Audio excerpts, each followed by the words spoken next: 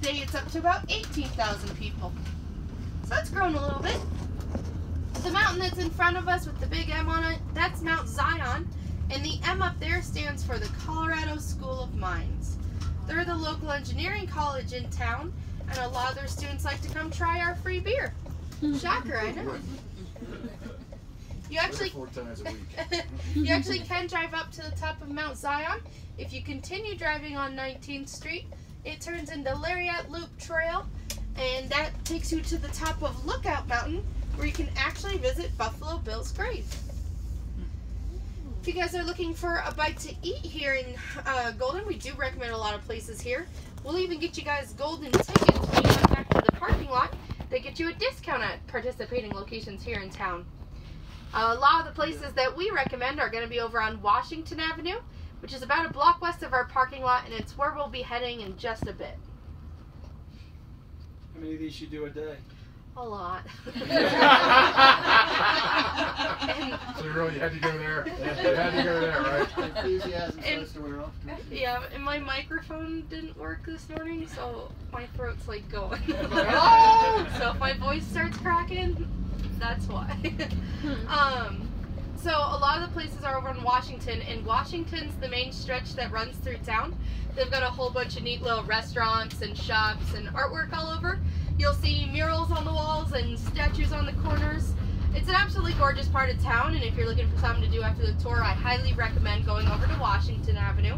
It's this intersection coming up right here. They've got that real iconic Welcome to Golden where the West Slaves Archway is at. And if you head over to 10th Street, you can head up and down Clear Creek. They've got some nice parks to check out over there. How's this sushi restaurant to the left here? In my opinion, overpriced. But I think, I'm not sure if the golden tickets are accepted there. They might be. You'll have to check in their window or ask their employees, they'd know. But places like Bob's Atomic Burgers, Woody's Pizza, Old Capitol Grill, I know they all accept them. So this building coming up on the left, that's the Armory building.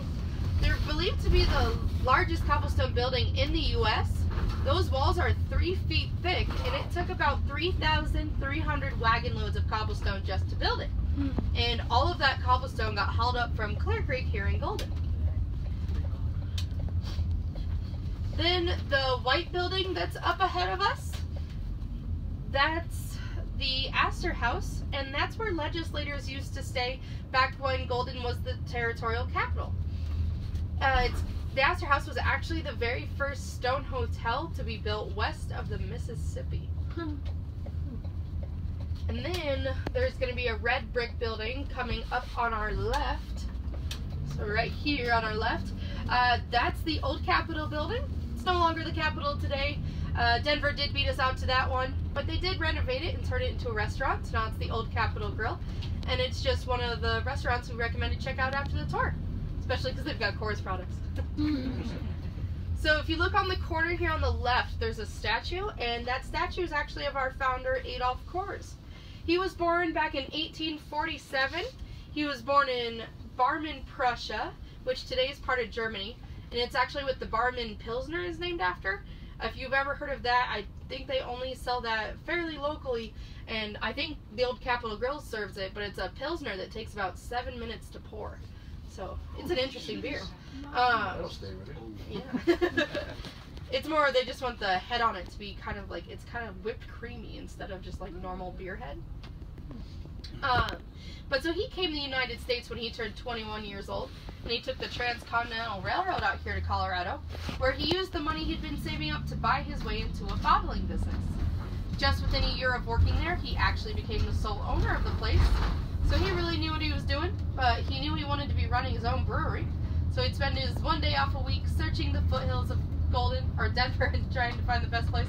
He found the perfect spot right here in Golden, because this is where he found the high quality Rocky Mountain water that he wanted to put in his beer. So he sold the bottling plant, and he teamed up with his financial partner Jacob Schuler, who was a successful businessman in Denver, and the two of them founded the brewery right here in Golden back in 1873. And the first beer that they made was called the Golden Lager. And they ended up doing so well that just within 10 years, Coors was able to pay off Schuler, who was the main investor. And Golden Lager was actually the beer that turned into Banquet. He ended up naming it Banquet after the miners in town. So if you guys, it's kind of hard to see because of the light and the tree and the sign, but there's the the rock formation up there. That's South Table. A lot of people love to hike up there. It's got a real gorgeous view of the town from up there. Fun fact about it, back in the 1920s, they actually built a dance hall up there.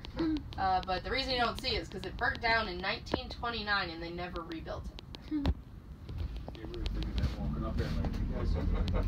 We're getting rich special take up there. Exactly. We're going to sit there and drink Coors beer and watch Think about it. climb up the side of that mountain. How much time do I get? So you guys do get 3 3 free days. beers in the lounge after the tour today, and we've got a few options for you. We've got Coors Banquet, Coors Light, Killian's Irish Red, Blue Moon Belgian White, which comes with an orange garnish. We also have Colorado Native products, which get all their ingredients from Colorado, and then it's only sold here in Colorado. So if you're from out of town, definitely recommend checking those out.